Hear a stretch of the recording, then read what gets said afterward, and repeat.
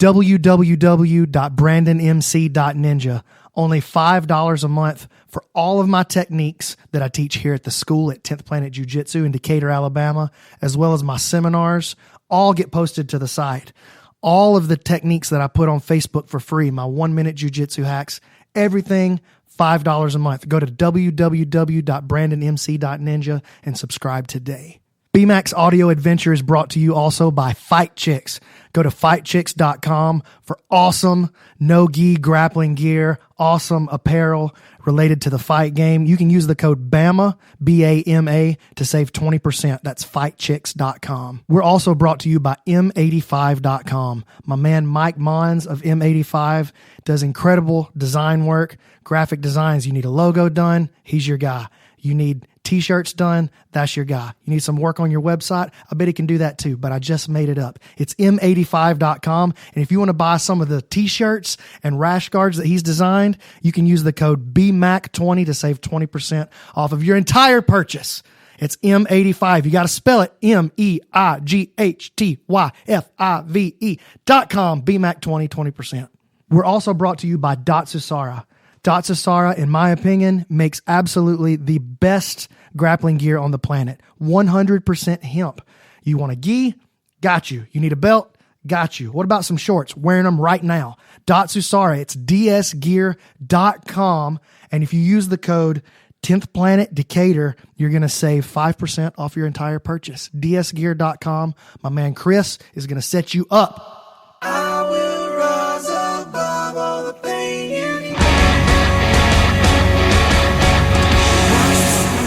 Welcome to BMAX Audio Adventure, the next episode. Got my friend Matt Skaff over here, as usual, the Garth to my Wayne. But you never saw Wayne's World. I never did. I thought you were talking about Bruce Wayne, dude. You're, you know what? You're the Dick Grayson to my Bruce Wayne. Yep. We're in Delaware. Hi, Hey, I'm in Delaware. He's never seen it. He's never seen that movie. It's a great Across movie. from me, clearly a man of great comedic taste, clearly a man whose choice of cinema exceeds yours to the highest degree, UFC legend Ben Saunders. Buzz. The Killa B. What's up, man? What's happening, man? Decatur, Alabama. Happy to be here. North Alabama. Decatur. Not necessarily on the terms you were hoping to show up. By no means, but, still a good time. Yep, Hurricane Irma Yeah. rolling up Possibly right Jose. up the middle of Florida. Jose right behind it. Crazy times, dude. Super crazy. Chick-fil-A said it's the Armageddon. The Armageddon. It was actually the perfect thing to write. The perfect thing to write. Chick-fil-A. Yeah. Chick-fil-A in Orlando, Florida does not disappoint. Chick-fil-A never disappoints, to be honest with you, as far as their product is I was going concerned. to say, except on Sunday. Yeah. And Sunday, it's nothing is more disappointing. Yeah. You know what? Actually, Yeah. 1/7 of the time, they disappoint about as badly as a restaurant can disappoint. You see, okay, did you see the Popeyes chicken thing today? No. Oh my God, Hold on, dude. let me state real quickly my affinity for Popeye's chicken as well. Dude, there's Love this it. video of this Straight love Popeyes it. chicken ran out of chicken. All right. How does that happen? I don't know, dude, but it's the funniest video because it's all these people, all right, going up to the drive-thru and they're like, yeah, sorry, we ran out of chicken, all right, and these people are all freaking out, and it's, okay, we're in Alabama, but it's all black people. Skaff, what it's are you all doing? black people Why did you do except it? for the last guy who's a white guy. And his reaction compared to everyone else's is the funniest thing ever. Because everyone else are all freaking out. They're like, what am I supposed to do? How am I supposed to feed my kids? Like all these people are yelling at the people. The white guy comes and they go, yeah, they ran out of chicken. He goes, oh, I guess I'll go to Pizza Hut maybe, or I'll go get some pizza. And just like, no problem, man, and just leaves. It's so funny, though. What a dork. I hope You he need got to see beat the up video. on the way out. No, and he's like wearing glasses, and he's just the happiest, jolliest, and it was so funny, dude. You've got to see it. You guys got to see it. Sounds super positive. Sounds like a good guy. He's got It's a good message. lesson, He's dude. got a good message It's a there. good lesson, man. When they run out of chicken, dude, just go to Pizza Hut. That's pretty good policy. I like Pizza Hut, too. I'm not the healthiest eater in I was the going to game. say, you like a lot of... You know, it's just... Starches? Yes. Aspartame. Yeah. Ooh. He definitely likes If I could, aspartame. you know what we could, if we could take some aspartame and just like inject it directly into some dinner rolls, I can't think of something better than that. Yeah, maybe some gravy on the side for you. Maybe. We'll I don't throw, know. We'll I don't know throw what it in time. there too. We'll maybe throw it Home just Depot? so you can dip it in. Maybe Home Depot, huh? I don't know if we'll have enough time. I don't know.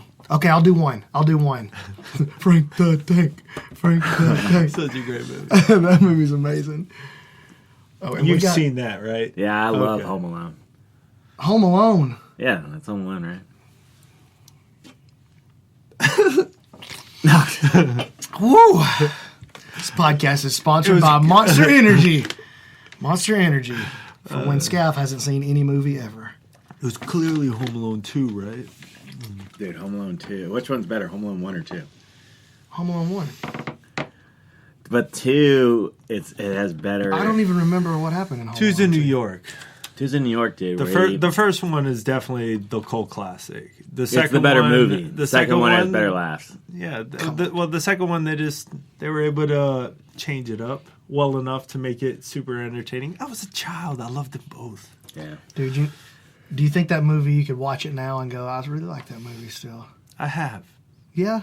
Probably Don't- this past year. What was the Probably last this past movie? year. What was the last movie that Past you were Christmas. like, oh man, I ain't seen this since I was a kid. I'm gonna watch it, and then you just got so sad because your childhood. I got know wrecked. mine. I know dude. mine too, man. I know mine. Mine's a TV series, dude. Okay, what was it? Hercules. Oh my gosh, dude. I was like, with Kevin Sorbo, dude. I was like, hey. That's so I used to bad. watch it all the time, but I haven't know. watched it Oh, recently. dude, but I tried. I bet you it's bad. Dude, I bet it's you it's so bad. And I'm like, oh my god, I used to think like this show was so cool when I was like 10 years old or something like that.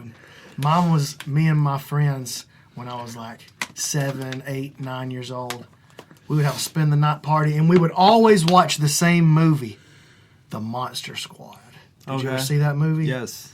That movie was the best.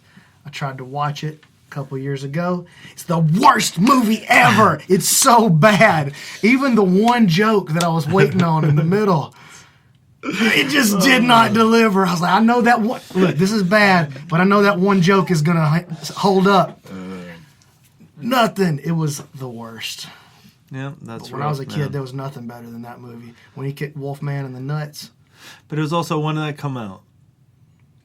85 maybe, 86, something like that. Yeah, so like I mean, you got to look at the nostalgia of it. Like It's so you bad. got to go get the VHS maybe to really enjoy it. Really appreciate it. Okay, like- maybe that's right. I did watch it on the DVD. I bet if you got your old buddies though, and like recreated the scene, it's a nice slumber party. I don't think my old buddies will hang out with me anymore. Let alone watch that again. They're somewhere watching it without me. Like, yeah, I'm glad that Brandon guy's not around anymore. What a terrible idea. Little did y'all know, I already tried that, and it ain't gonna work out well. I tried to do a Facebook invite and no one joined Nobody up. showed, dude. I had a Facebook event going for Monster Squad. Nothing. Tough times. Sounds like it. So, what about that UFC last night? Was it 215? 215. UFC 215. Valentina Shevchenko. Ray Very Borg. well. Very good. I like how you did that. Yeah, It's not I an wanted easy to say job. I wanted to say it, like the way I say it. Yeah. But if I got to change it sometimes, can't be disrespect to no one's name. So I would say Valentina Shevchenko. I'd be like, yo, that the ain't blonde girl. Yeah. The blonde Yeah, girl. the chick with the With strong good core. skills. Man, one of the greatest things in the whole world is trying to listen to Skaff pronounce people's names. Valentino Shevchenko. That wasn't it either. I don't know. It's pretty. I was gonna. Yeah, I'm like most people wouldn't tell. Shlev or Shev? I don't know. I need to see it. It doesn't matter. I ain't saying it right no matter what. So it don't matter. Probably not. She looked pretty Probably awesome against Nunes. What'd y'all think about that fight? Nunes, I thought probably won the fight in the last Yeah, round. I thought yeah. she stole the round with the takedown. But Shevchenko, that's what it is. There's no L. Shevchenko was not having it in the interview with Rogan, dude. No. She wasn't going to get bullied around at all. No. And it was a split decision. And honestly, I would have to watch it again, because you would have to.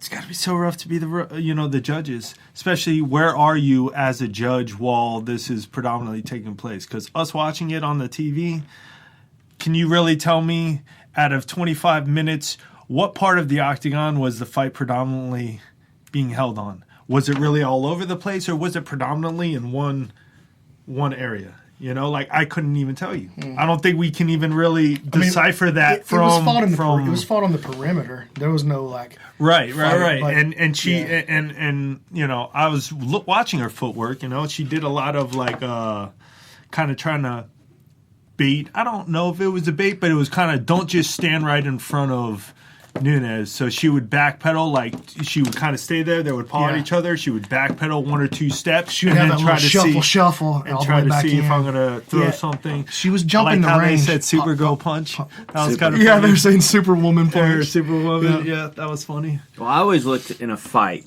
One of the things that if there's not a clear decision, like if you're like, I have no idea really who won. Obviously, that was a really close fight. Is who's like what type of fight was it? Like who got drawn into the other person's game? And I really didn't see Amanda Nunes last night. I thought we saw a lot more of a Shevchenko style fight.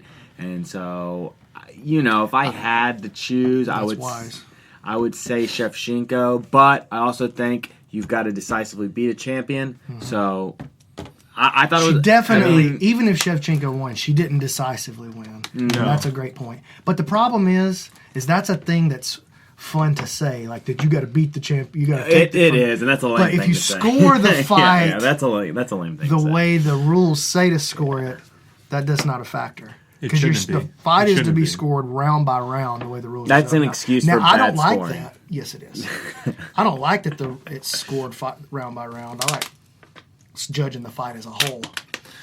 Yeah, I mean, but you got to wonder, like, what are the judges thinking while they're, there? Are they thinking, okay, right now it's pretty much 10-9 in the champ's favor and you got to take it away? Or it's like slightly in the champ's favor and you better steal this round from her? Like, if you're saying they're believing in you got to take it from the champ to be the champ type of deal. Like, are they already going into it being like, well, you better impress me because I know that's the champion, and if you're not going to actually show me something that looks like you're actually taking this round from the champion. Here's my idea. Who knows? All right. I don't think I've ever heard anybody say this, but I think that the fighter should get to interview the judges before, and they should have like 10 judges or something. The fighter should get to interview them and then decide. They're going to be a jury of your peers. You'll be judged by for real. Like you decide. I think that's a dope idea. I think they're just like 10 random people, and they get to like ask them questions. Maybe spend 10 minutes in an interview process because I want to know who's deciding who if I won or lost. Like, how much do you know about it? If I ask you, hey, do you know the difference between Americana and Kimura? And you're like, oh yeah, I don't want you judging my fight. But what if you say, I don't want you judging my fight, and they're like, yes, I want you judging my fight. Well, that's how they do juries, though, right? Then they got an opinion about you, like, oh, yeah, you got a problem. Well, that's what I'm saying. I think there should be some type of process like that, though, where there's a vetting process that the fighters have some say of who judges their fights. They can do that with the referees. And I guess that's a tricky situation because there is favoritism. I mean, it's a man. I've seen it go all 3 ways, even with a ref. I mean, like if the ref doesn't like what you're saying or how you're talking to them, or you build a bad rapport or relationship with them, that can easily affect your fighter, whether it's from you or your corner or whatever. That can easily affect the fighter in the game of how they want to call plays or maybe bring someone up or down. Or even just have because I think if the fighters meet with the judges, then you could get really biased, so even just have have your head coach. Or somebody, or just like... Because if you were on trial for committing a crime, you wouldn't select, your lawyer would. Yeah, right? Exactly. The lawyers do. Your coach does it. Yeah, and I was but here's the thing, is I was thinking that approach too, but if they know whose coach is doing what, they're still going to potentially hold a grudge, even if it was. Or even just 10 random. It would have to all be somewhat neutral, right? I mean. Well, you just don't let the judges know who picked who. You just say, these are the 3 that we came up with based on... Or do a dark room interview. That's what I was going to say. They can't see, but they're asking questions. from a back room. Yeah, it's you like favor the dating games and stuff. Or like True Lies when they got what's her name and they threw her in the room. Yeah. You know, that's what we're gonna do for all the judges. It's like you That's do a big like scene. you have like a 60-second. You know what I'm saying? It's a great movie. You got like quick fire questions. You're like Jordan Burroughs or Marcelo Garcia.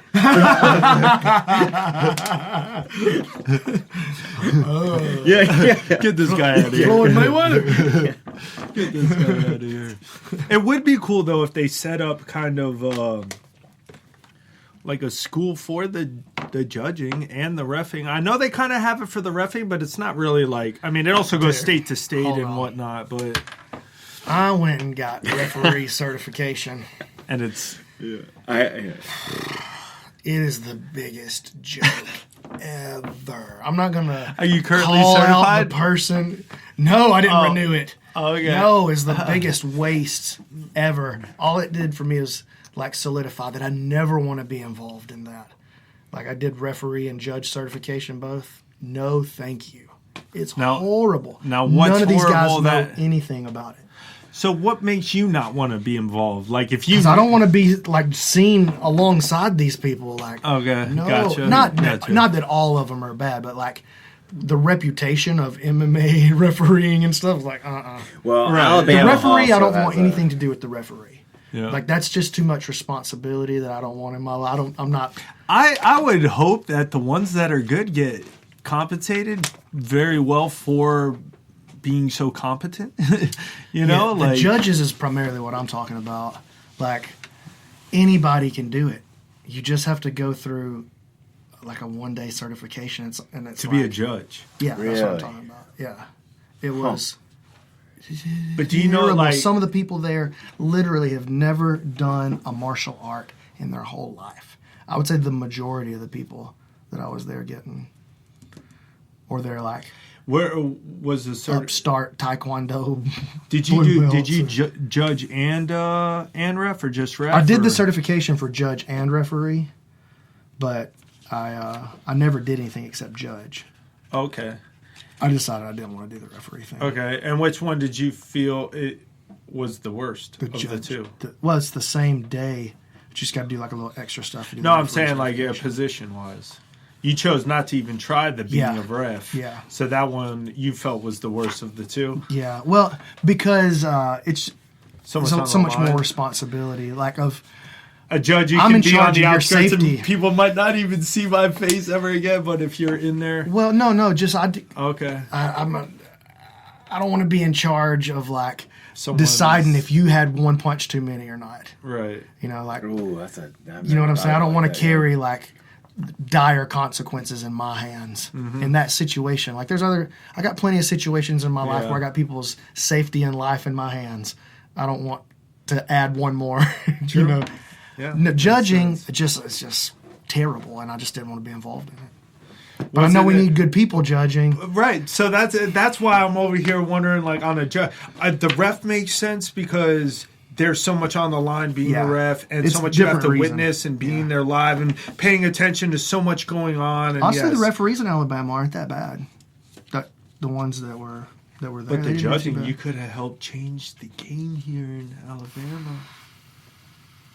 He's like, yeah, but that's not my war to win. Yeah, it's not. I got other stuff to do. Yeah, I care exactly. about I way could more. definitely, I could definitely see that. Yeah. I can see that. Yeah, some stuff I care about way more. And not all the judges in the state of Alabama are bad. We actually got some pretty good ones. Some guys that are pretty. I would knowledgeable. imagine every state Yeah. is like But a we got toss up some that are of just a mixture. Terrible, Hmm. terrible. And nobody's got worse ones than Las Vegas and Nevada though. They got some terrible judging going on over there sometimes. Horrid. I mean, but they got some of the best ones too. Yeah. I don't know much about, like you're saying, man. I don't know much. I know more about probably the reffing side than the judging side because I've never seen them. Yeah. I can't even tell you out of my entire career ever meeting one and shaking his hand and being like, "Hey, nice Whoa, to meet you." For real?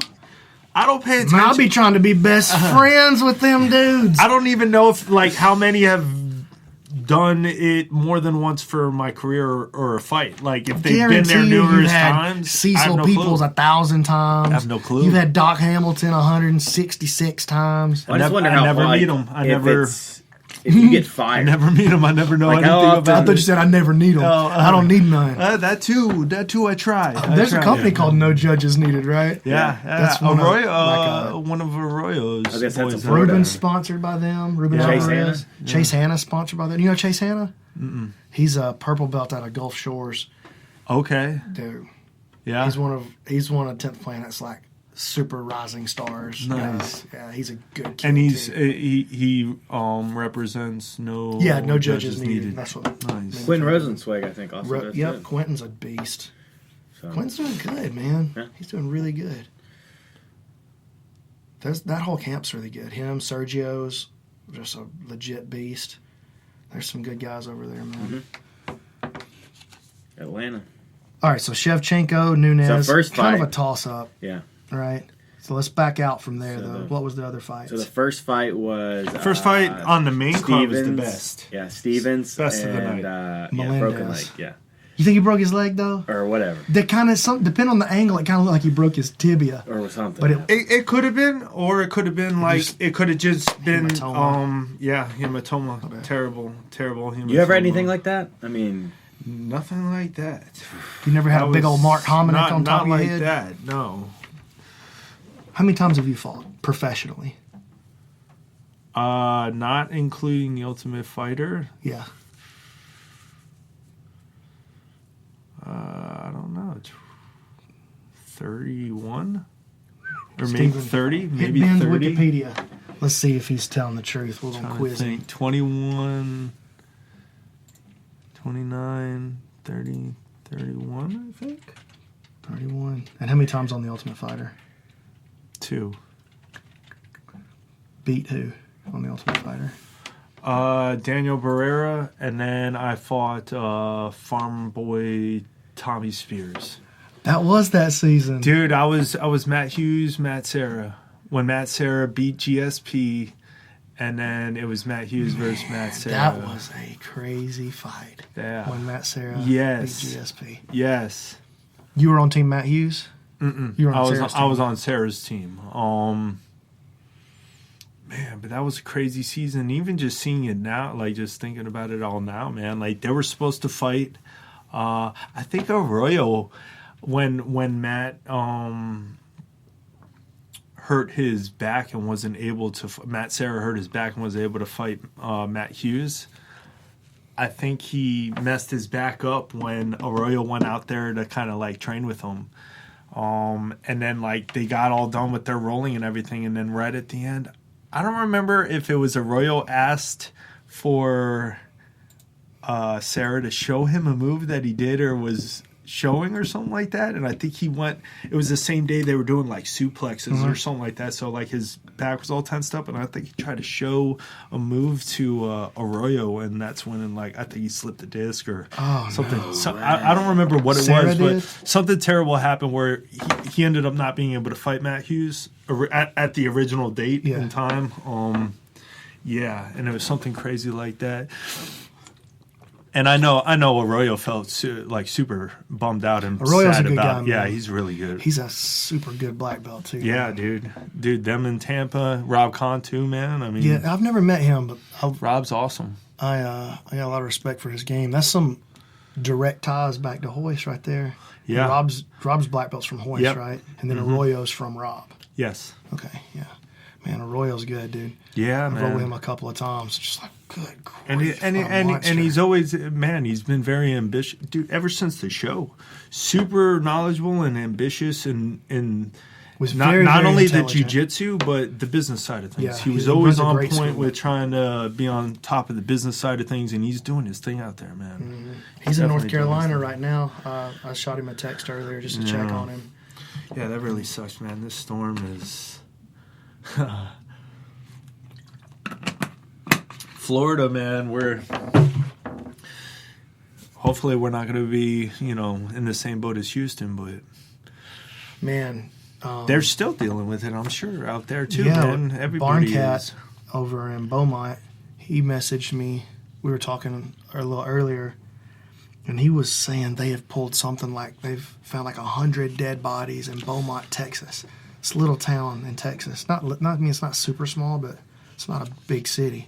It's not Miami. No, it sure ain't Miami. They've pulled 100 bodies. And this isn't like mysterious bodies that no one knew were there, and now... No, these are people that have died in that storm. Crazy stuff, and the flooding and stuff. That's crazy. But man. they couldn't have been like even remotely ready for something like that down there. Like, I would imagine not. And it's just mostly the flooding, from what I understand, is what's the bad part of these things. Dude, I have no idea what I'm talking about right here. You're not that dude from that video. No, that was a crazy video. Here's the Ben Saunders Wikipedia pulled up on the screen. So he is a black belt. I was asking Brandon if you were black belt under Laborio. 31. Yes, black belt under Laborio. Did you get all your ranks under Laborio? No. I actually started Gracie Baja.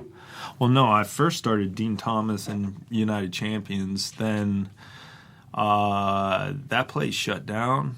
He joined American Top Team. I went to Gracie Baja. I was there for about 2 years. And then they didn't really want to do MMA. They kind of were, they just wanted to stick to the pure, jiu-jitsu. So we ended up joining American Top Team, going down south, training down there, and then opening up ATT Orlando. We were there for, quite some time, man. Like, it started American Top Team, and then actually something fitness, Knockout Fitness, that's what it was. Knockout Fitness, American Top Team, we were like a combination, and then we ended up branching off and creating ATT Orlando, and then that branched off and had like 4 or 5 probably gyms out there. I don't know, way too many gyms in my opinion. It was not enough. It ended up, I think there's now maybe 3 legit ones, but the head guy at the time was trying to he was getting kind of told by some other guys that owned a lot of property, oh yeah, we'll rent these spots out and you can kind of just franchise yourself out and whatever. And he ended up trying to open up I don't know, 5 or 6 gyms, and it was dude, you got blue belts running these gyms because you can't, in a real city, yeah, because you can't really be at all these places. So they all ended up, for the most part, falling through and not staying alive. But we still got 2 or 3 out there. Yeah.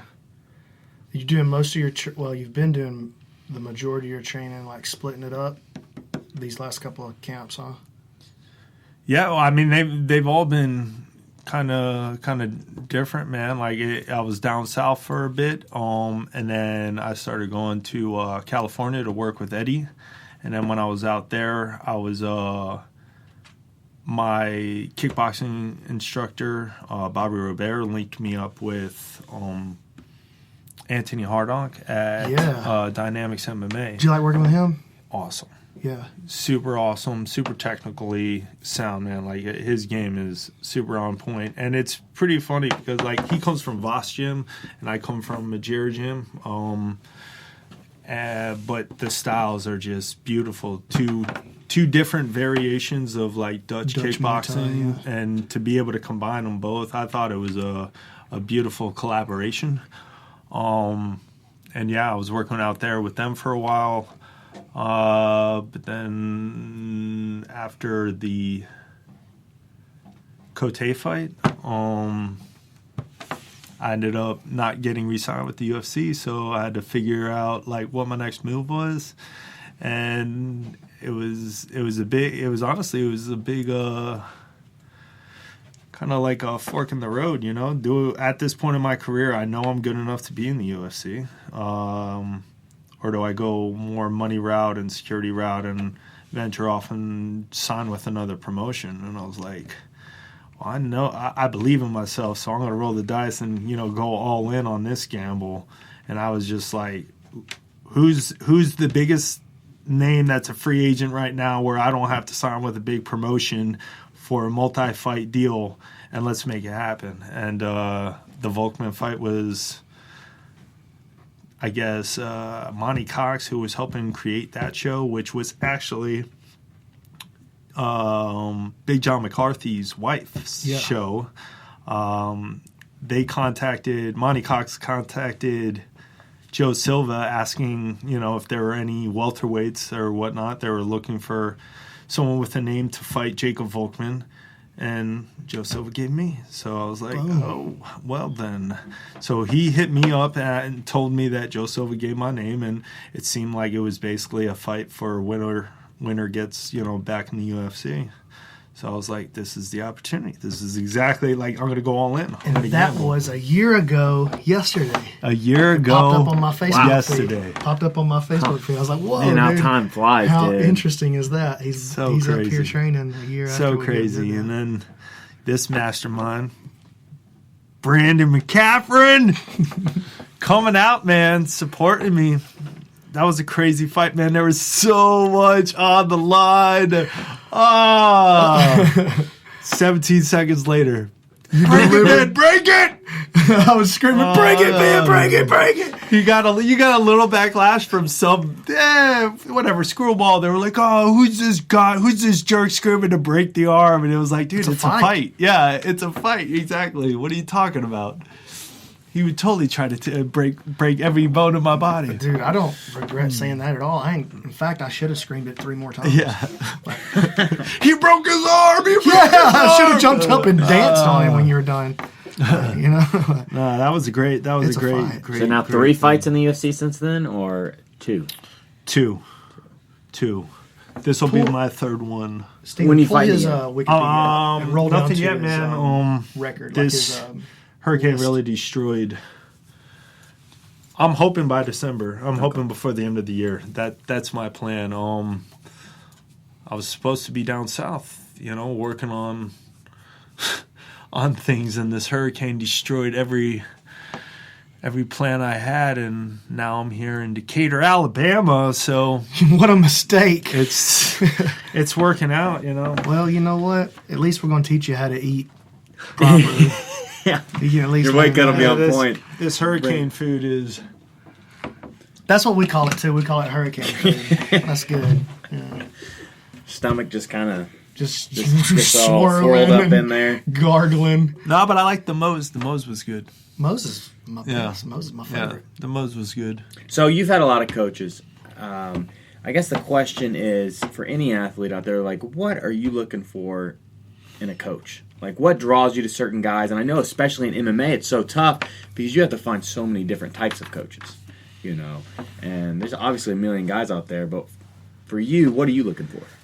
Ooh, man, that's a rough one because it's a different question than what would you tell someone that wanted to be a fighter? Because then you're like, oh, but you're saying me from where I am right now. Right.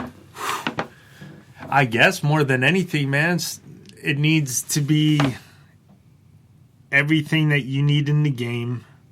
Hopefully under someone that is not only skilled and competent and intelligent and understanding all of the aspects of the game, but if more than likely there's a high percentage chance that you're going to have additional coaches, unless you're a Matt Hume and Eric Paulson, an all-in-one guy that's probably done it all, and have all the coaches.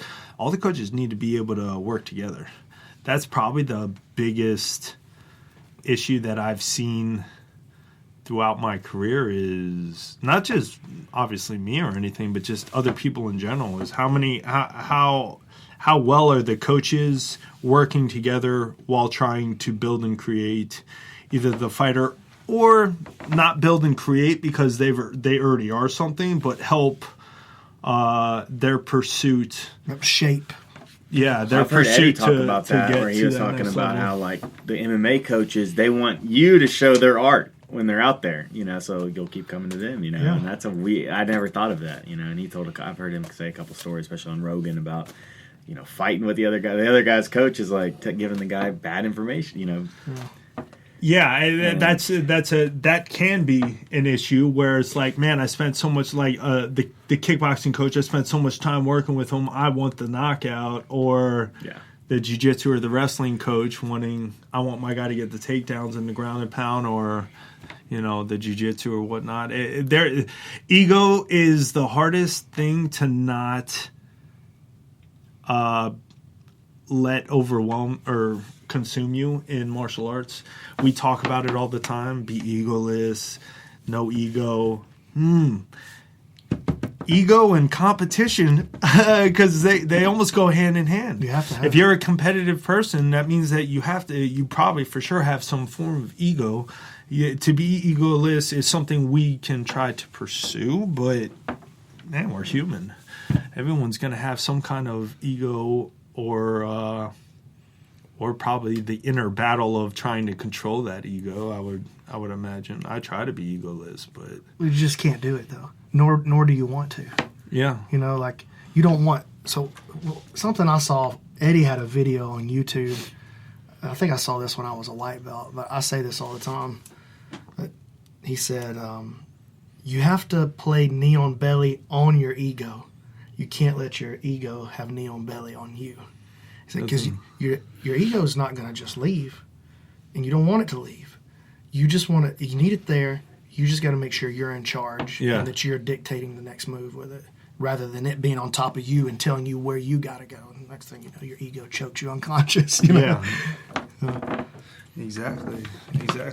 But the biggest thing is, I feel like martial arts in general, not just jiu-jitsu and being egoless or striking and sparring and being controlling of my ego, but controlling of my own self anger, anything, all the negative things that could possibly go wrong. I feel martial arts has definitely been one of those things to help you understand yourself as a human being, but take control, like you were saying. Not just ego, but probably anger is probably another thing.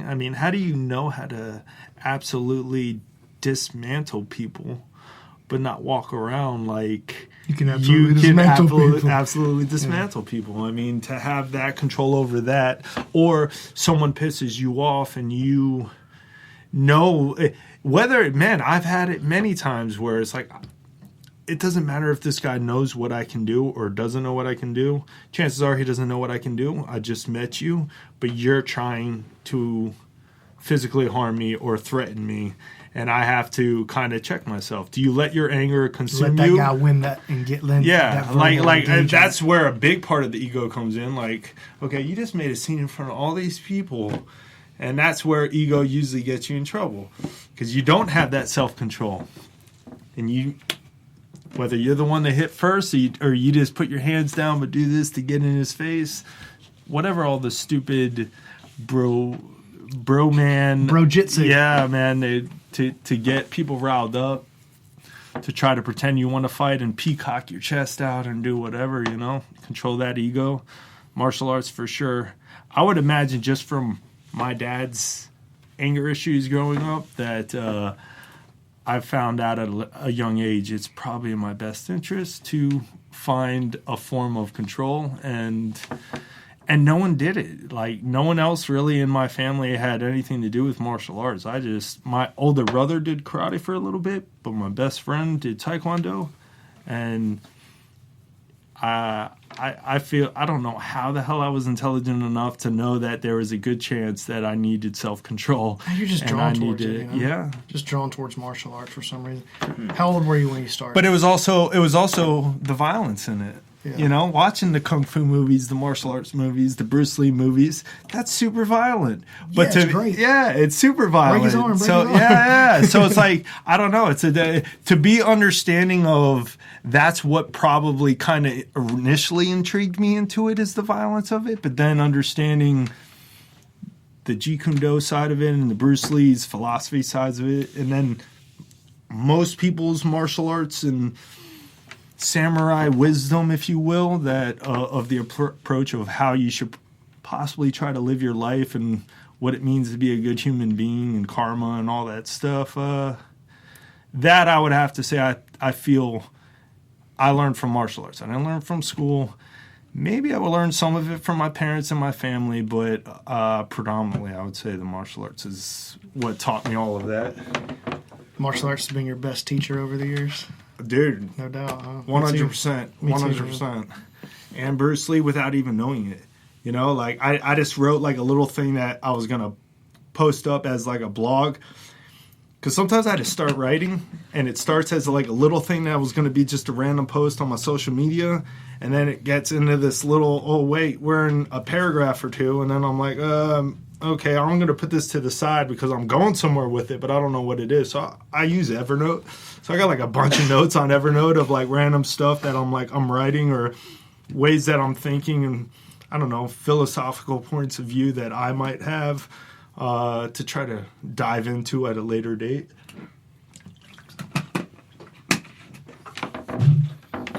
Martial arts. Dude, I love it. It's been great for me. It changed my life. Life changing. Yeah, I mean, like physically speaking, it changed my life. Just 'cause I was like a little fat kid when I started. You know, wife was like, "Go, you're terrible. You're a fat boy." Imagine you see his diet now. Just imagine what it was back then. No, it's the same, but They- just not diet drink, regular soda, Mountain and Dew. So you was would get all the Mountain Dew. sugar and then I wasn't really working out. You know, like Sugar versus the... I'm as fat as I get right now. You know, I'm like I think it was 183 when I got out of bed this morning. Felt pretty good. 189. 206. You know, it felt, but you know, like I was telling you yesterday, I feel better with a little bit of extra. I don't know about extra weight, but like a little padding. I'm more durable when I'm for sure training have every day. Healthy fats, if you will. Yeah. Your body's more lubricated. When you're on a super diet, man, I think, you know, sometimes you get injured way dried more. out. I definitely your get injured way joints. more. Well, they say that ligaments. smaller. if I your think is what it body is. fat percentage, I believe, is less than 10% for guys, you just get injured more because of those reasons. You just have Makes more sense. protection. I'm in no danger Yeah. of getting under 10%. Yeah. No danger whatsoever. I may be in danger of being over 20. You know, the pros and cons. Well, I feel great though, you know, for the most part, so I don't worry about it too much, man. The only Once it time starts getting in the way of your jiu-jitsu. for real, that would change it. The only time I really can notice anything about, and I'm speaking for myself, like just from my personal experience for me. If I don't drink enough water, that has a huge effect. Big So time. I have to drink a lot of water.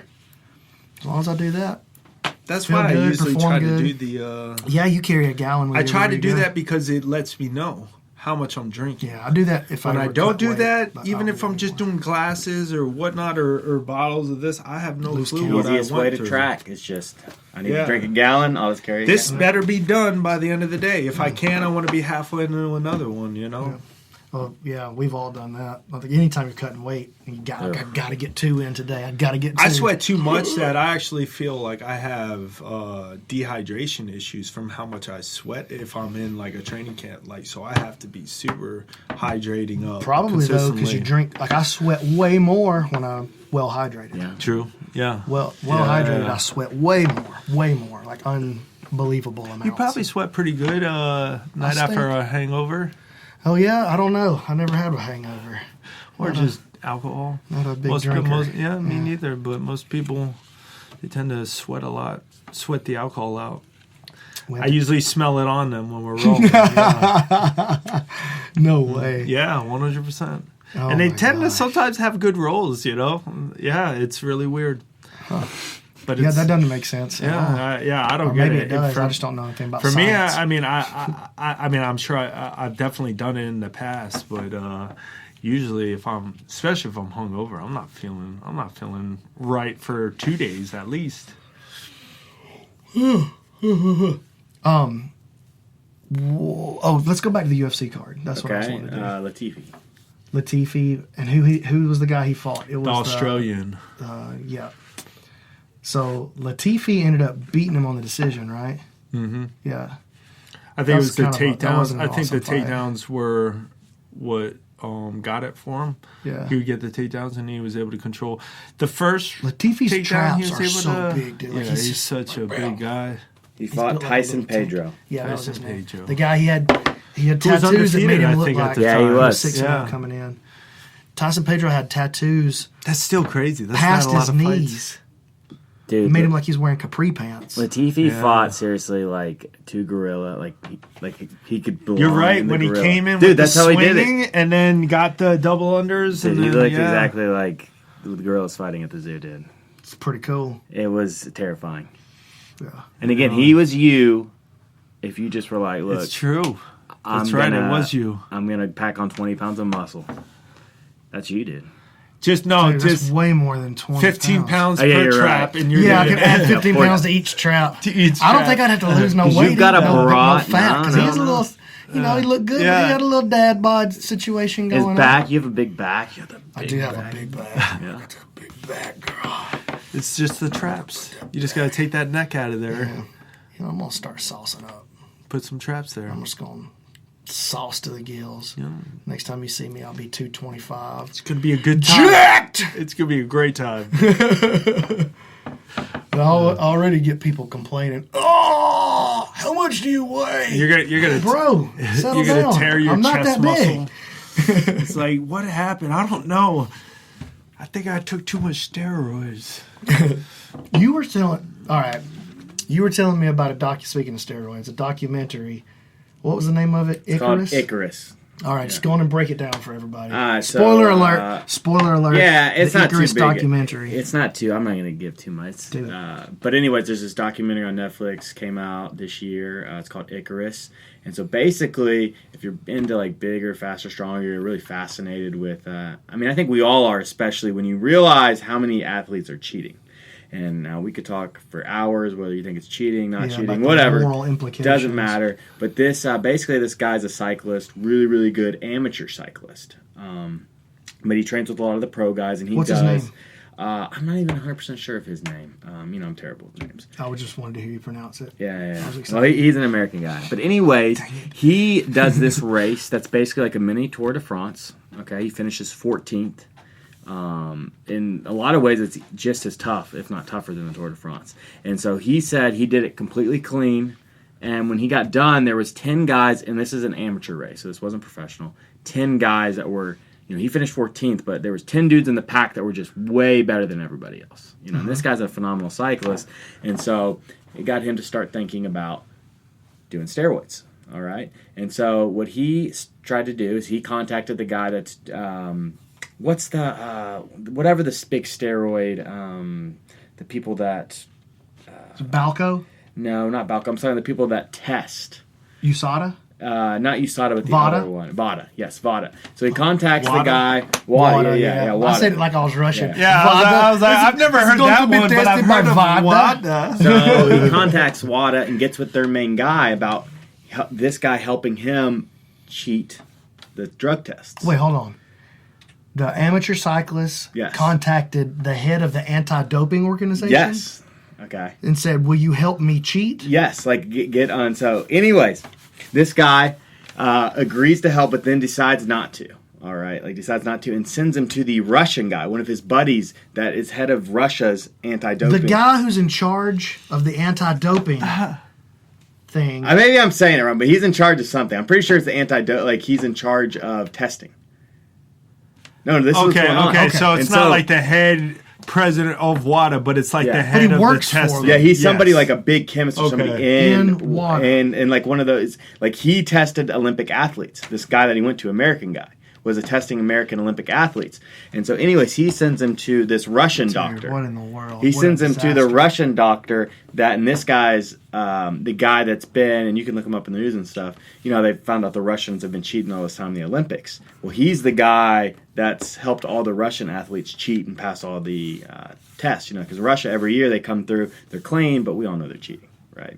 And, They're all cheating. Well, and again, the documentary came out of the Russian Olympic athletes saying that they're cheating, like we are all doping, and a few came out and said that. So, anyways, basically the documentary is just about this guy meeting this Russian guy and all the stuff that they do to break, and it's basically how athletes now are still getting around cheating the system. Just because you test people 50 times, basically, if you test somebody, we tested him 50 times, he always passed. like they could still Doesn't be even cheating. matter. Doesn't matter. Doesn't like there's even so matter. many ways. Like dude, they're talking about like freezing pee, all this crazy stuff. It's really fascinating. So if you're interested in that stuff, check it out, Icarus. It'll really make you think about the new ways, you know, because I think a lot of us, we still know, especially if you're not into steroids, a lot of us have seen the older stuff, whether it's bigger, faster, stronger, even. But this is like the new. It's like cutting edge. This is like, yes, Huh? like for real. This is like, because they were talking about John Jones, like, well, he passed this all the tests, but it doesn't make sense. But I mean, dude, they're always making new steroids. Like, you just don't know, man. Like, I'm still blown away that a simple email to a WADA head guy to get clearance. And then the guy just sent him to this Russian guy. But yeah, this Russian guy's like, and he ends up coming to the United States to help this guy. Like, they have the whole program, they're testing his blood. Because you can't just send, like me and you, we can't just send our blood if you're an athlete to WADA to test, to see if it'll come up clean on their tests. And so this guy, but if you know the Russian head of anti-doping, because their tests are the best. So this guy ends up smuggling his pee back to test them before. So basically, they're getting the tests done before, making sure that their athletes are pissing clean, and then, but they're all. Like, this guy's doing like tons of testosterone, and tons of steroids. And he's an amateur cyclist. Yeah, and it's just he wants to just see what the difference is, And he made a documentary on it. He wants to see what the difference is. / he wants to win. Yes, and he's justifying it by see what the difference is. Which I don't even know. I don't like my personal feelings on it. I don't even know that you have to justify. How do you feel about it? I'm just wondering if if the documentary came out after he decided, all right, it didn't work and I'm still not going to win, so I might as well produce this documentary and make something out of it, or if he's still in the game and still trying. You got to watch the documentary. Hey, this is true. You got to watch. You're not going to give the deets for the peeps. Oh, man. That means details for the people. It's just like you just take a word and you shorten it. Deets. Details. I mean, I understood. Peeps, people. And now you're cooler. I don't know if you that's Alabamian. No, you don't have to do it that way. You can say whatever but you it's want. like, can you trust an athlete? Like, can you trust an athlete? Like, these guys want to win so bad. One athlete I don't trust. I ain't going to say no. But it's like everybody says they didn't cheat, right? I mean, from Mark McGuire standing up there. I would say Roger a lie Clemens detector test might be your only option. But even that's... I mean, guys that you love, like, man, I respect this. Like, there's no way he's doing it. You just don't know, man. Rogan's gotten caught on that a couple of times. Like, there's no way that guy's doing steroids. And then, boom! Oh, and then they get popped? And then they'll get popped. Well, John Fitch was one of them, right? Yeah. He was like, super anti-steroids, and I am not... anybody that takes steroids, he was like real anti. Not just silent, but anti. And Rogan was like, I know. He's not taking steroids. Man, when I watched this fight with Jake Shields or whatnot, he actually got like super emotional and originally was retiring, saying something about health issues. Here recently? It might have been a year ago, man. I think it was like New Year's or something like that. Did Jake Shields beat him? Or did he beat Jake Shields? He beat Jake Shields. I think he got a few more takedowns, and he won the fight. And then afterwards, I'm almost positive, if I remember correctly, he retired pretty emotionally and was saying something about health issues, man. And I've been following him for so long. Obviously, I fought him too. Man, it was up there with AJ retiring. I was kind of like, I was super blown away by AJ retiring. I almost got a little regular. No, I've just known him so long. As far as when he got in the game and when I got in the game and our ages, and to have him retire, Anthony Rumble Johnson, for those of you that aren't hip to the MMA lingo. Yeah, to have him retire, dude. Like, I almost got a little emotional too, just because seeing all these guys that I came up with, start to retire, it's man, I don't want to say like emotional or in a bad way, but it's touching, I guess. Mm-hmm. Seeing the guys that you've watched and come up with, and then to have someone, man, your age do it at the highest level. I mean, I'm very happy for him because he seems like he's choosing it for the right reasons, mm-hmm. and he has his reasons made up from being thought out and everything like that. And more power to him. But man, I was super I wanted to see him fight John Jones. That fight I wanted to see for such a long period of time because I just felt stylistically. John Jones ain't fighting nobody for 4 years. I know. He ain't got sentenced yet. Sentenced. They hadn't passed judgment on him yet. Would it be 4? It'd be 4 years. That's one of the most fascinating stories in sports. I think you'll look back. Somebody will do a big movie 20 years from now, and it's going to be one of the most fascinating stories. I think. I mean, it's crazy. You talk about a crazy story. I mean, he's got a Tyson level story in a lot of ways. I mean, just the stuff he's done the stuff he said about fighting. Just snorting coke. I mean, he's saying that during his press conference. It is kind of a Tyson story. It is, man. Yeah. But Tyson was not at the very, very top of the game, but he was right at the top of the game when he got in trouble, right? When he went off to prison. Remember, John Jones they tried to paint him like LeBron. Like John Jones, he's the most respectful. You want your kids to be like. I remember that storyline. Yeah. And then, nobody knew. I had no idea that he was partying. I mean, I think it was, known. He may not have been, though. He may not have been. Yeah. He might have become that as he rose in popularity. I mean, stuff like that definitely happens, man. Yeah. I would for sure imagine. Tiger Woods, a great example. I would assume he was just super hardworking and ambitious until you make it to such a point where it's like, man, you're a superstar. That's a whole different, and the amount of money and press. Dude, after you don't train and then beat Alexander Gustafsson on Alexander Gustafsson's best night of his life, that was the best he could have possibly been, was that night. And John Jones didn't even train and beat him. So why would I train?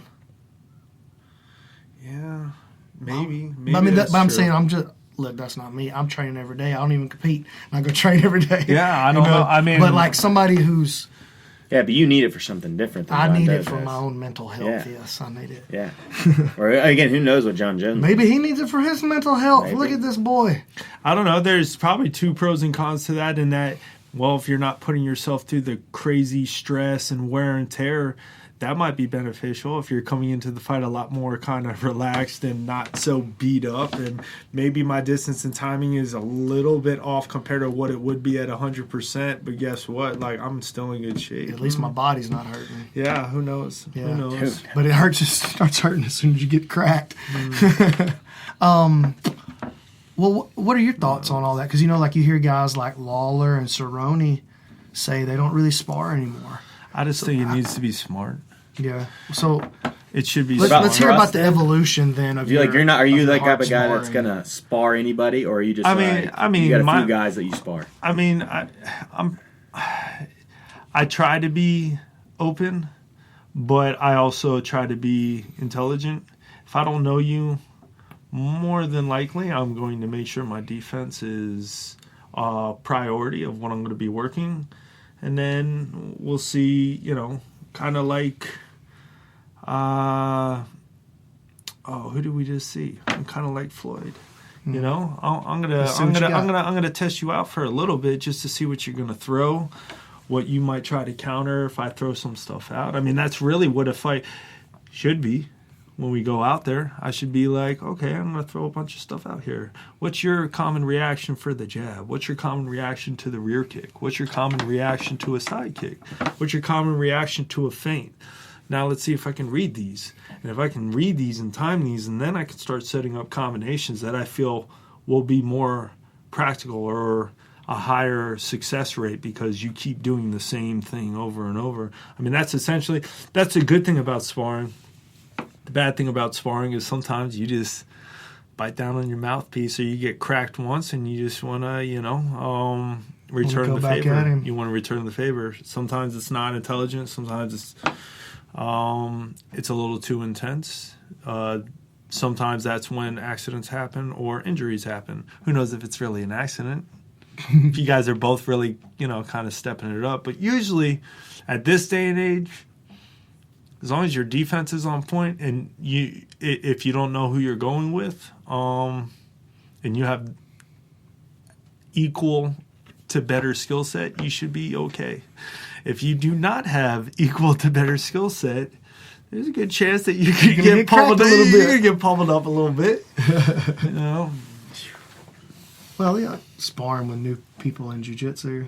Like, I'll say I'm going to spar a big guy that I don't know. He's like 240, 250. I'm going to roll or spar. I'm going to roll with him.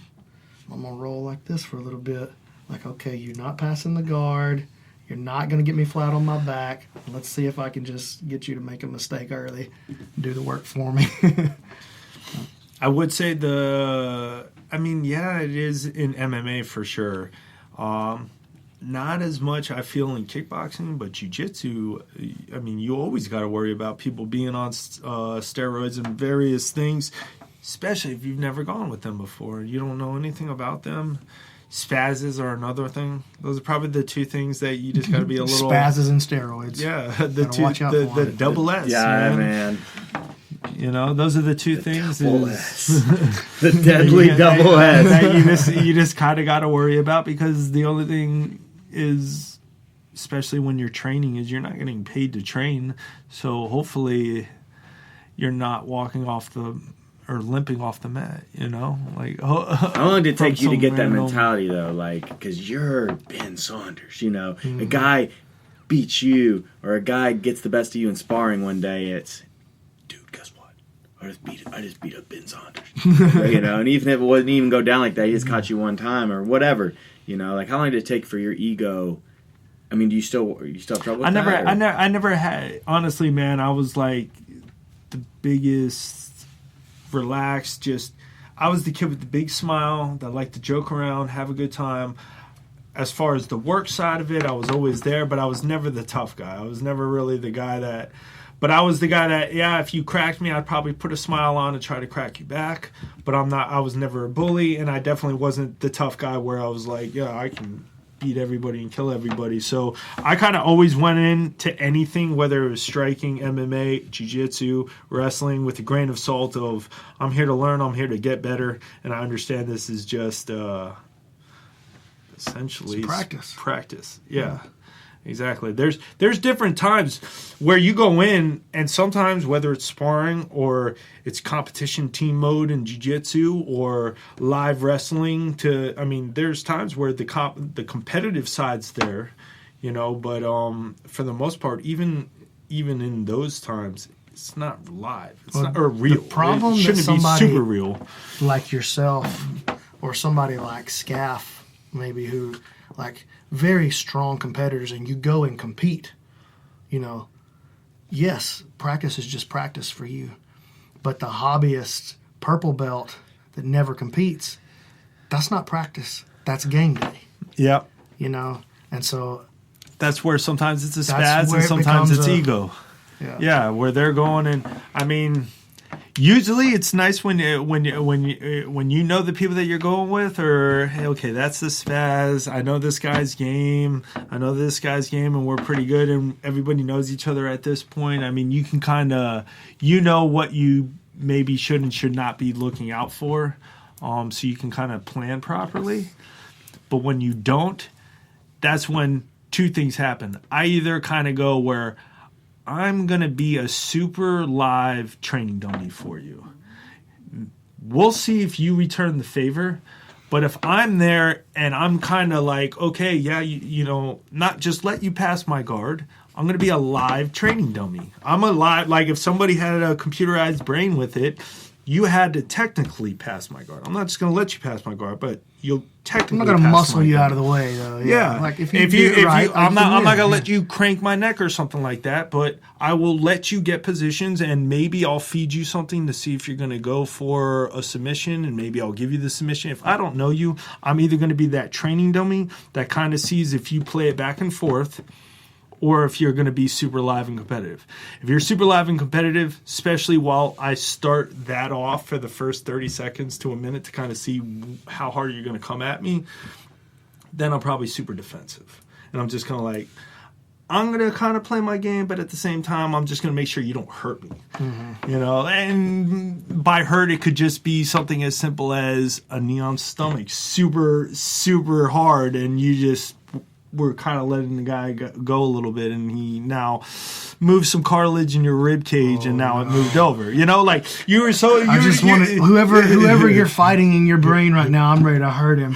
Like whoever said, like whoever you were imagining over all the years, like man, I know what it's like to kind of flow with someone, and then I know when it's like they're going, and if I know ahead of time, like someone gives me a head up, hey man, if you go with that guy, just know. He goes, or he's a schizo, or he's a spaz.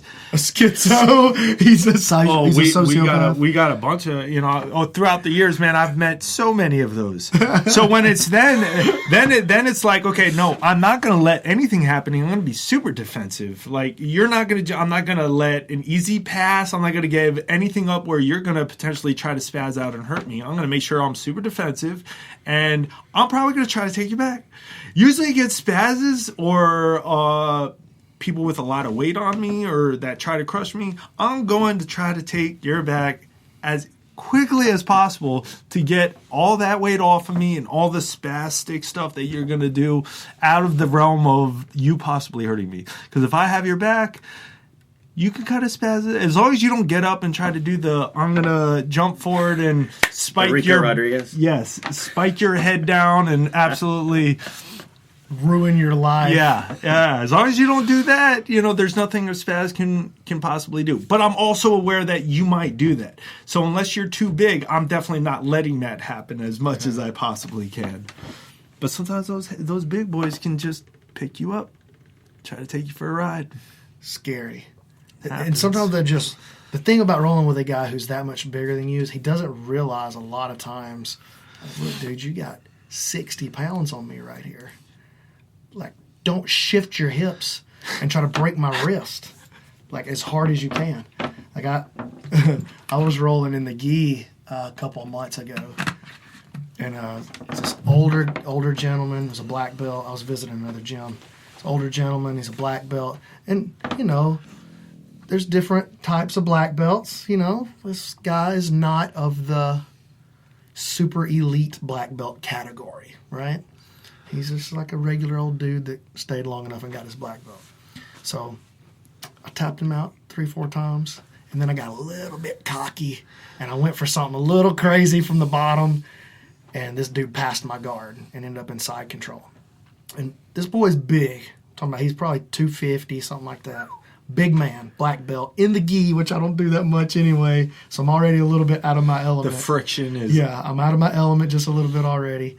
And he's just sitting there on side control, healthy, and just waiting. And as soon as he's over on this side here, as soon as he's just waiting on me to put my left hand on his shoulder. And as soon as I did, he went body weight wrist lock as hard as he could.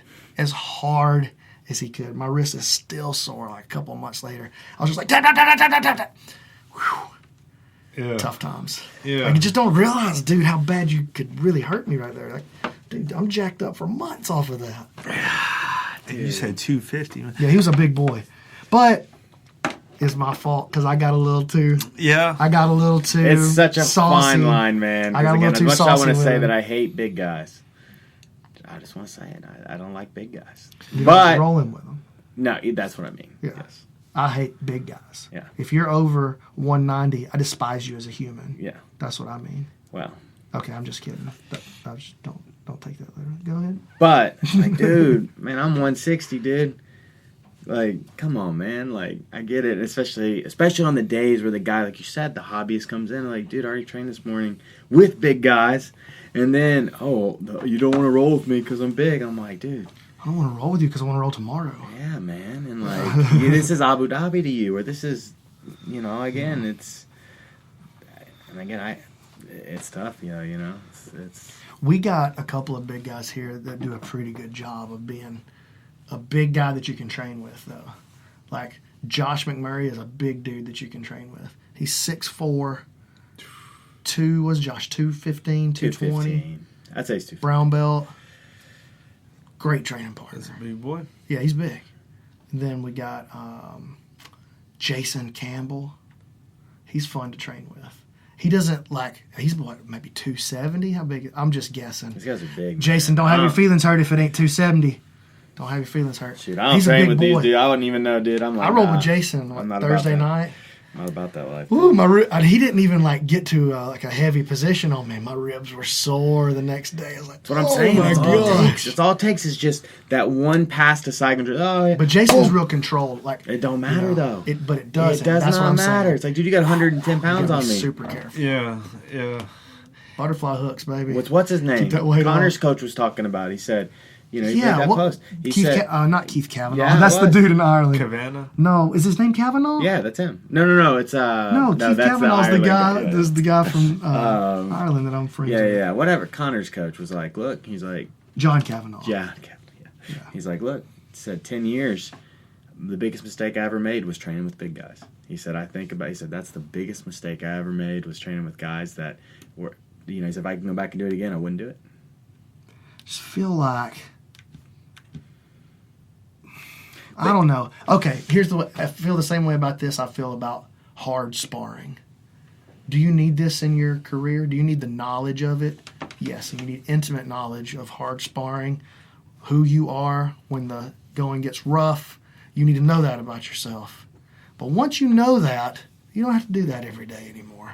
Like what you're saying, like, kind of No, I get choose it, it man. more carefully. So rolling with big guys. You sparred Rumble. Like, you know. What's it called? Dude, Thiago Silva is one of the biggest dudes that I've had to probably go with. That's a big. He bigger Dude, I'm than 170, man. I fight at 170, but because of my height, but because of my height and my reach, You man, end up having I'm to always uh, spar. getting like the bigger must be guys, 220. man. And it's like I would rather play with dude. I can't believe you're 170 pounds. Like when I'm on the mat with you earlier today, I think I'm 185 after training right that now. you fight at 170. It's unbelievable to me. Yeah. Amazing, dude. Because you're tall, but you're not like a skinny dude. No, but I'm also not super beefy. No. But you're not like I started. Corey Hill. Remember Corey Hill? He was Ooh, tall. yes. But he was like a beanpole. Yeah. He He fought on the same card as me when he broke his leg. that was the same. You fought on that card. Who was that? Dude, night? he was right before I walked out, and Did it mess your was head fight up? for the troops. It was fight for the troops. I ended up kneeing. That's when you got Brandon homeboy. Wolf, like, Oh 52 yeah. times. Dude, it was so messed Muay Thai up, bro. clinch? It was so messed up. Did it mess with your head leading in? Thank God, like right when it happened, Laborio like wanted to do like a group hug because there was me, Luigi Fioravanti, Steve Bruno, Thiago Alves was there, but he wasn't fighting.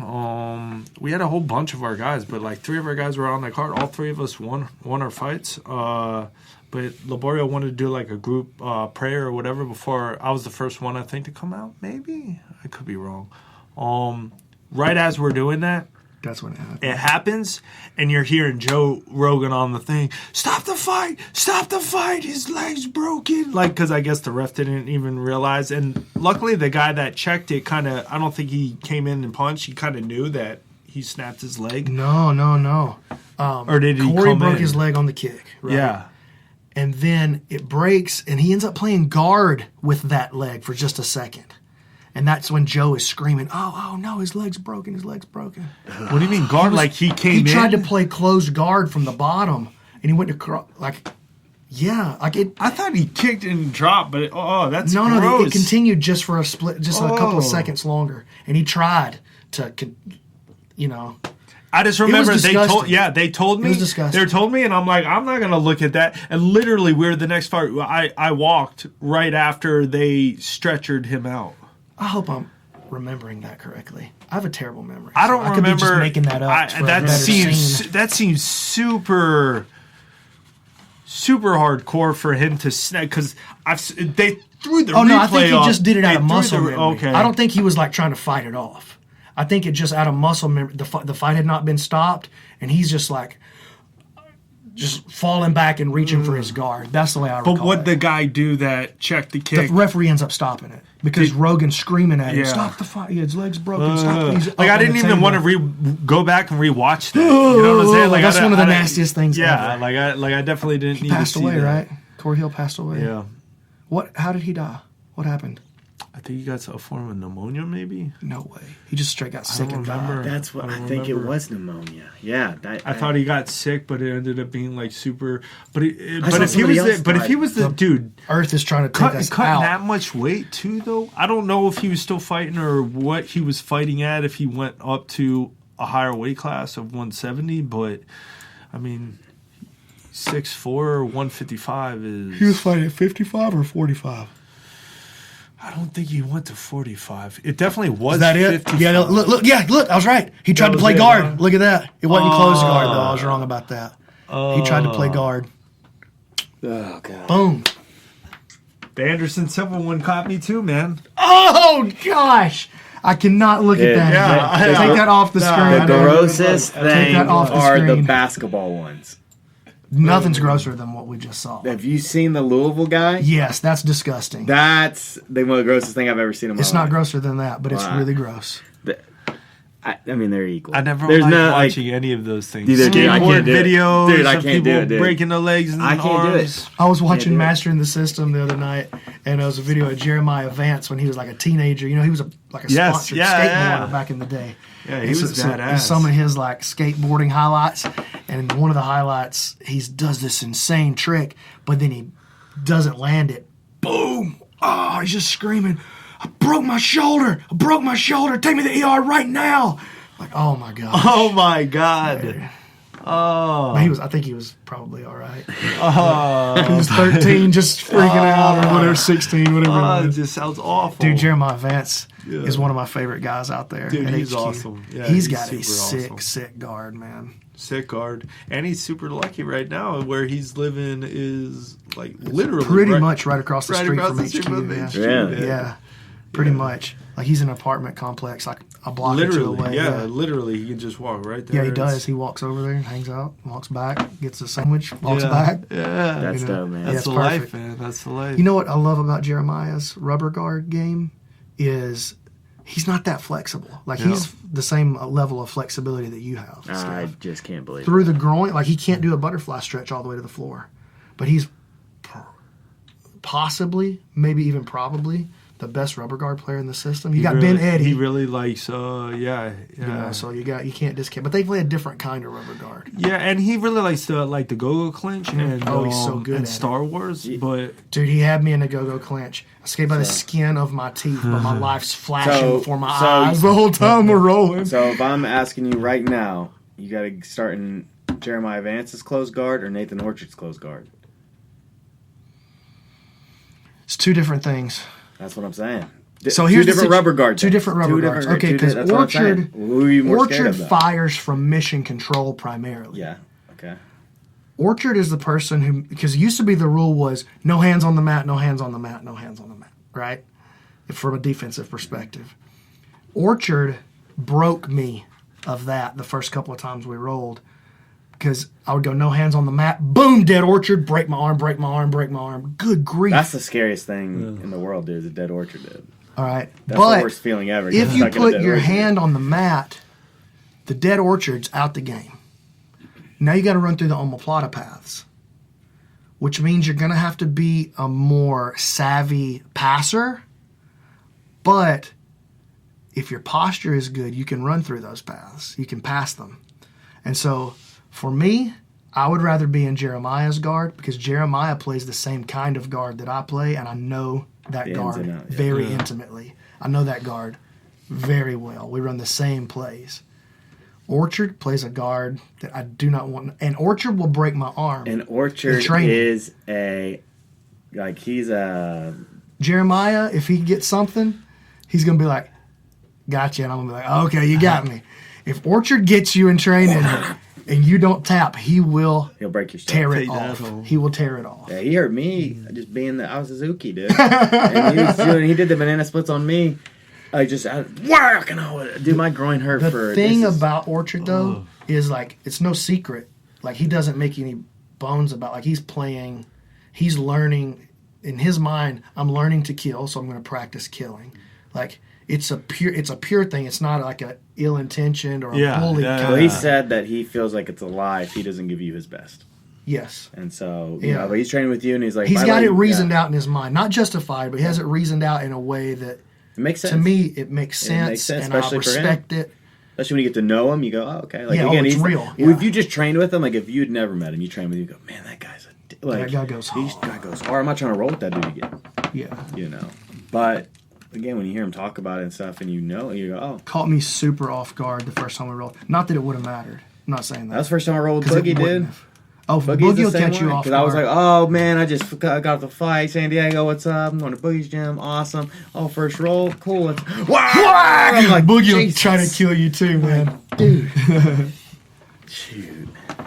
Boogie The nicest doesn't- guy in the world, though. But both of those guys. Both of Nicest those guy in the guys. world. Boogie is the nicest, most gentle, kind man in jiu-jitsu off the mat.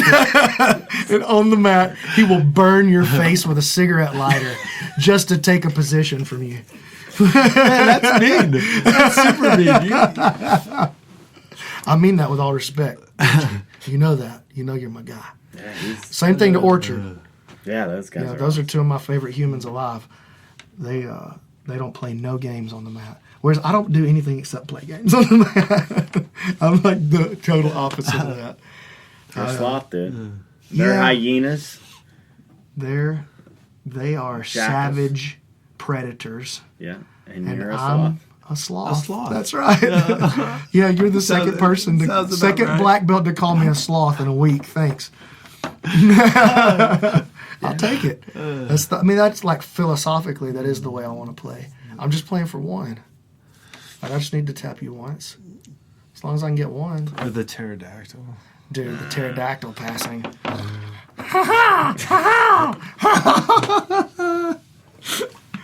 So you started out with Jeet Kune Do. Was that your first art?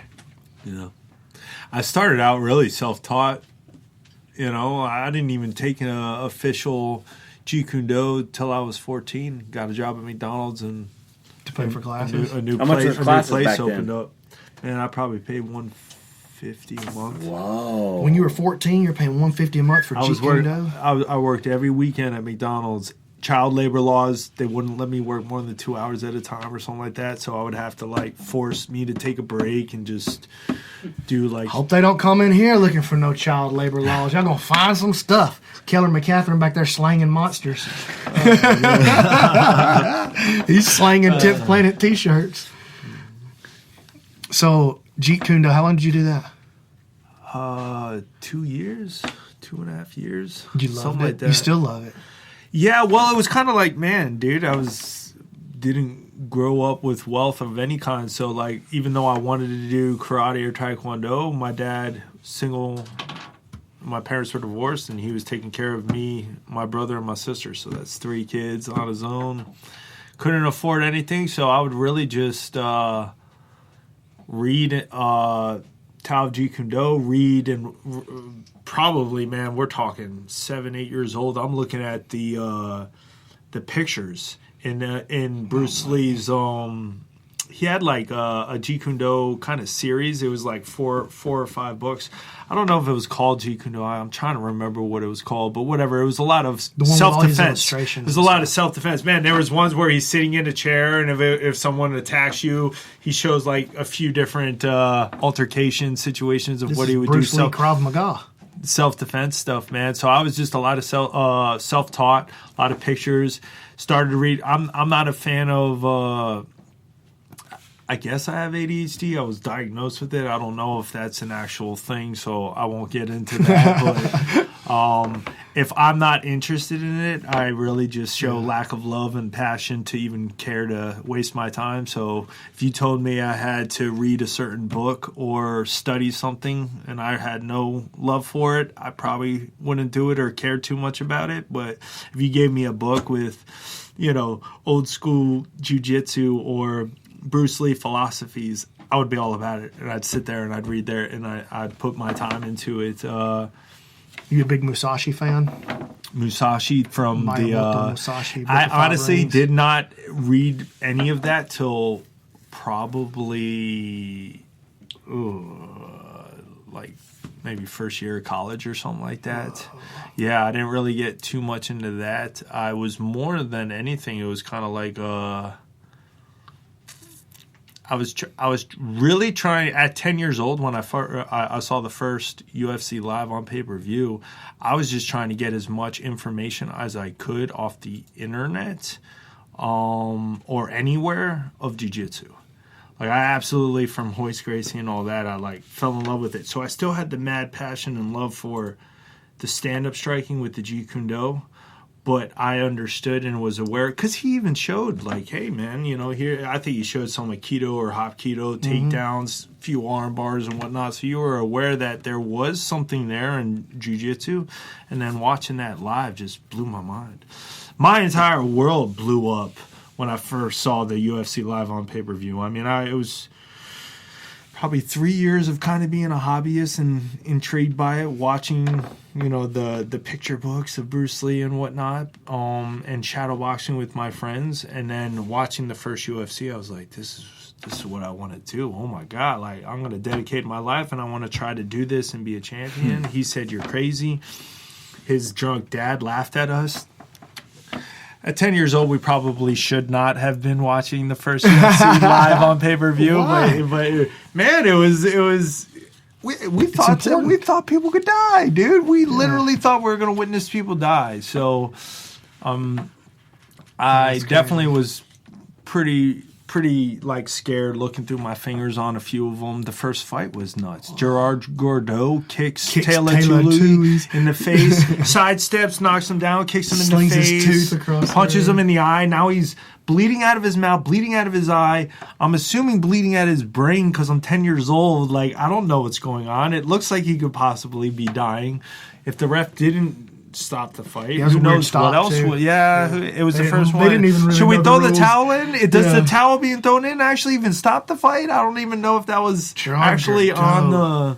He messed some fools up back in the day. He's the guy that stomped out Dude, Yuki I just Nakai. watched it. I just watched all of the entire documentary. Yeah, he was stomping Yuki Nakai's face off in Vale Tudo, Japan.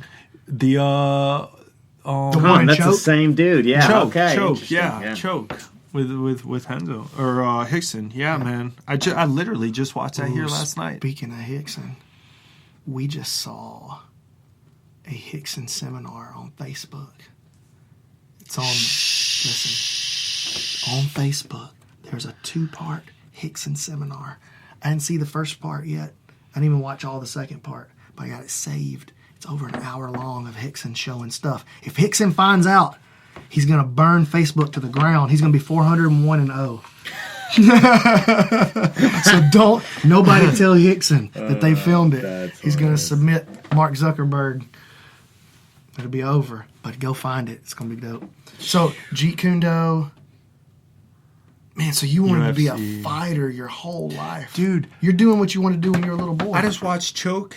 It went from Choke to Hickson getting interviewed on Joe Rogan's podcast. And Joe Rogan himself and even Eddie Bravo, the first UFC they ever saw was UFC 2 on VHS, apparently. The first one I saw 6 on after the fact, and then the first one I saw live was 7. 7 was a good one. Marco Ruas. Oh, 7 was a great one. Marco Ruas. Paul The king of the Varlin. streets.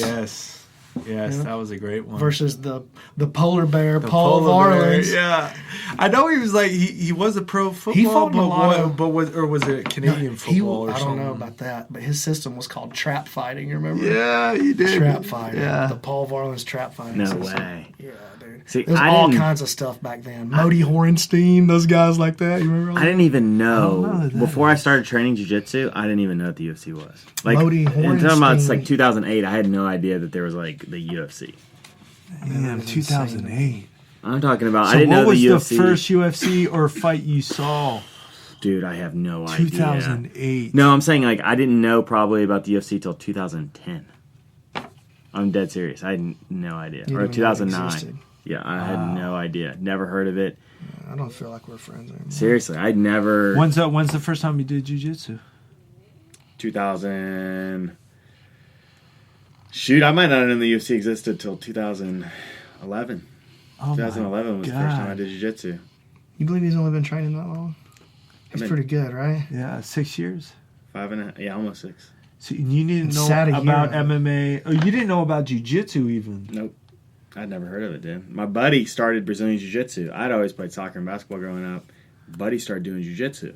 And that's the first time you ever heard of jiu-jitsu? Yeah, and he's like, dude, I'm doing this thing called Brazilian jiu-jitsu. And I had no idea. And I'd always been interested in martial arts, and I had tried karate and hated it. Because my buddy, I trained karate for like 4 months. I'd gotten a couple belts. I thought I was the man. You know, I did. I thought I was the man. I was like, dude, I've been training karate. I've been practicing 4 months. Jack somebody up at a party. One of my really good friends, he wrestled just a year. And he was like, come on, man, you doing karate? And I was like, yeah, man, like, and he's like, come on, show me some of that karate. And I was like, okay, like, and he just took me down, like, we were just playing around, but like, I wasn't playing around. It was kind of like one of those things. It was an eye-opening experience. He took me down. I couldn't do anything. And so then I quit. Never went back. And a couple years later, my buddy was like, dude, this different guy. You didn't even go into your dojo and say, yo, man, this happened. What am I supposed to do, sensei? Nah, man, Master? I didn't believe anymore, dude. Skaff's the kind of dude that once he sees the truth, he goes, I'm out, all right, dude. I'm out. I felt like I'd been lied to, you know? Like, again, I just Maybe like, he had something for you. Maybe he was like, well, you should have done this and that. Maybe he was a black belt in jiu-jitsu and a D1 wrestler, and he could have helped you. Not the case, dude. Not the case at all. But yeah, my buddy was like, he'd been doing Brazilian jiu-jitsu for 6 months. And he's like, dude, you got to try it. And I was like, okay. Went and tried it first night. Knew it was just new. It was different. And I've been doing it ever since. Dude, I was hooked on jiu-jitsu. First day one, dude.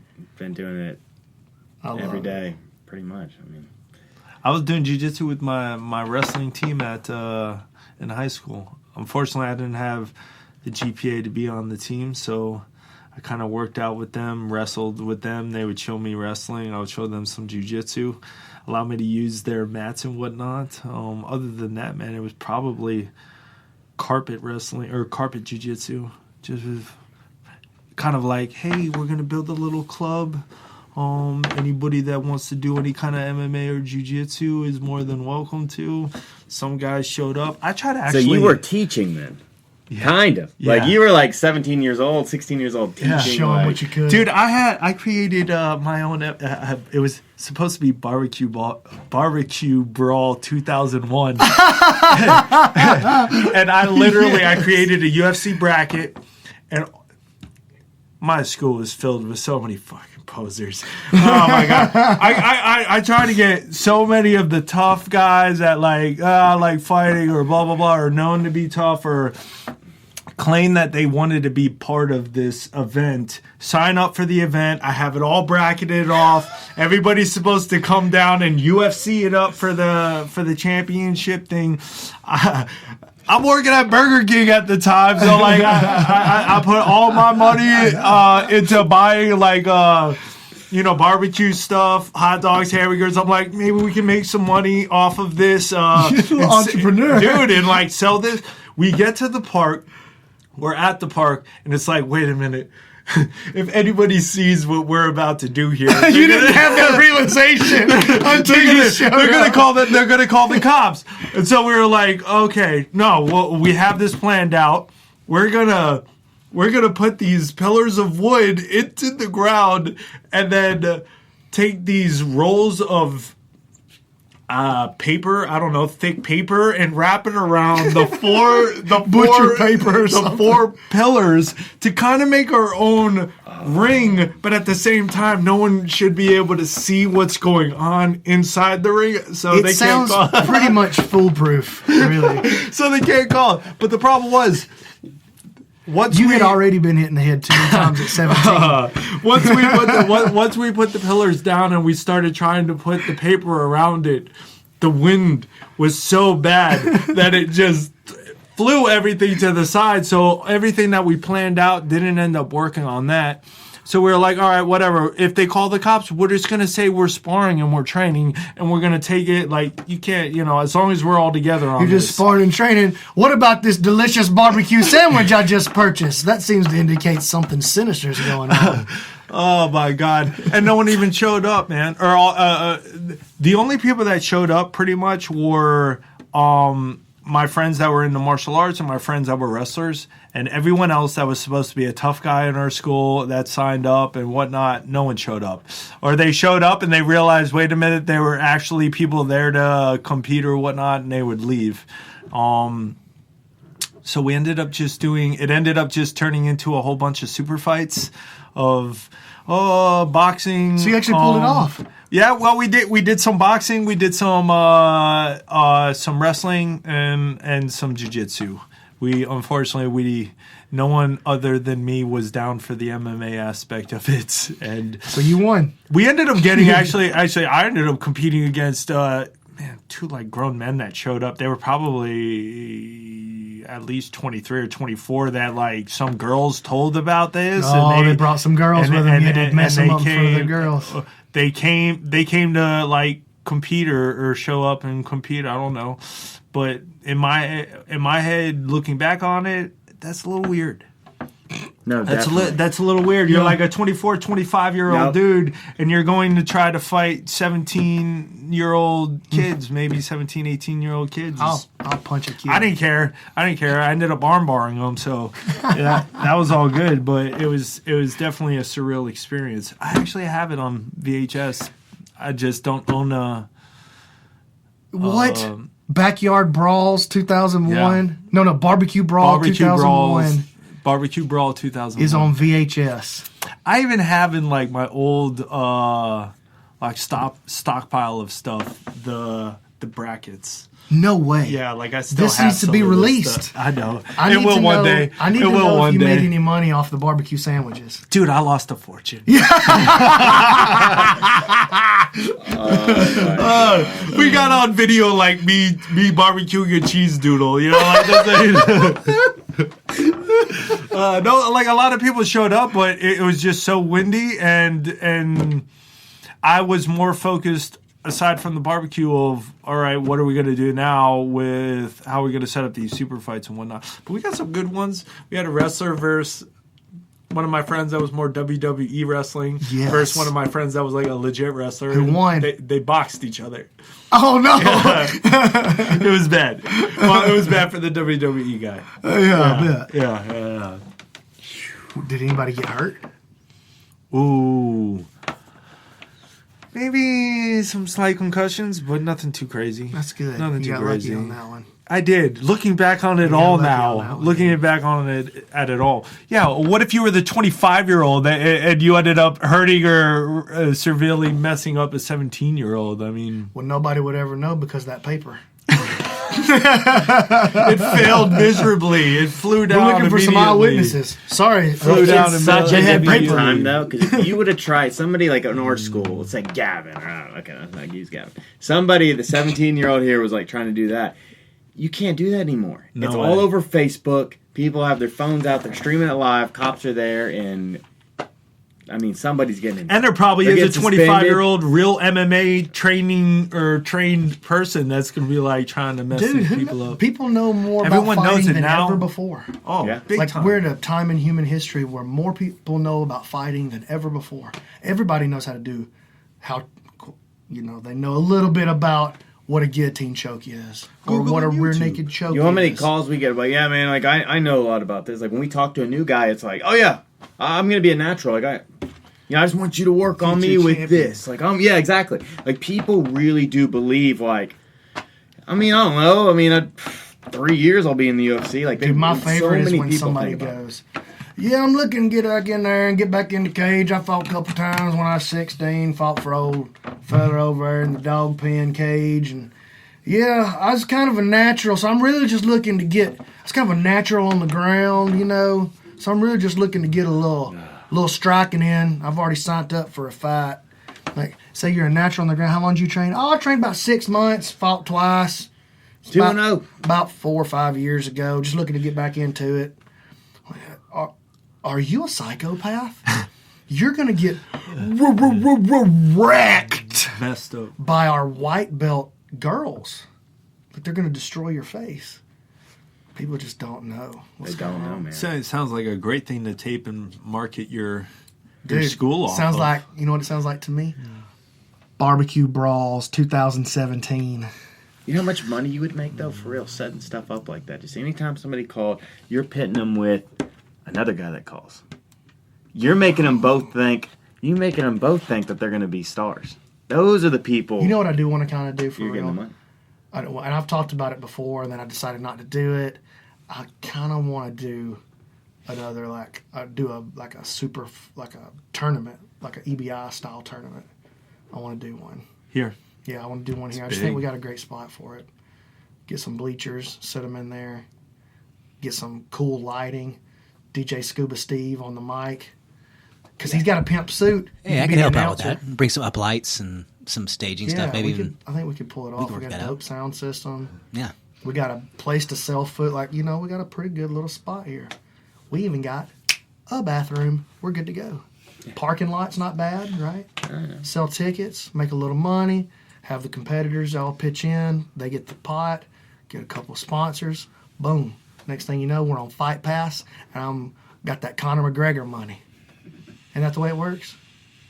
He just bought a yacht. Well, Conor McGregor bought a yacht, y'all, yacht. with his Floyd Mayweather money. Did he buy it? He bought a yacht. That's the word. I know he after the Floyd fight, originally he was saying that he was going to rent some big ass yacht, right? And then they were supposed to sail it somewhere. Bought it. And then afterwards, after the fight, he goes, well, we're probably just going to rent it for a day, take lots of pictures with it, and then get the fuck off that thing. And basically made it sound like he was going to try to save as much money as possible. He bought it.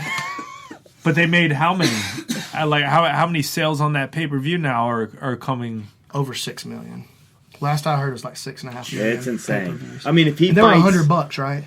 It was 99. Yeah, if I was him for money, I would fight Diaz next, and then I'd go fight that Pauly guy. I would just let that Pauly guy talk a bunch of trash, do another boxing fight. If I was him, I would never fight MMA again. Yeah. For another $4 million payday? I think he gets $4 million? I don't know how it works. If it's in our contract, combat sport wise, but I think we would be okay going to boxing, but I don't know. That's an interesting thing. He wouldn't be to look into. Conor would be. I don't think a lot of dudes can do. I mean, Conor. No. I'm saying our contract. Anyone. You know what I'm saying? Gotcha. He was allowed to do it because it was great money for everyone involved. Yeah. But I don't know if that's even allowed in our contract. I don't think it is. Yeah. Because they've gotten on to people for doing jiu-jitsu tournaments. Right. Yeah. Exactly. I think if it's combat sport related, it might. What do you think about combat EBI? I love it. Yeah, the slap jitsu. I love everything. Would you do it? One of my favorite things. I would definitely do it, man. I mean, it just comes down to fight-wise, really.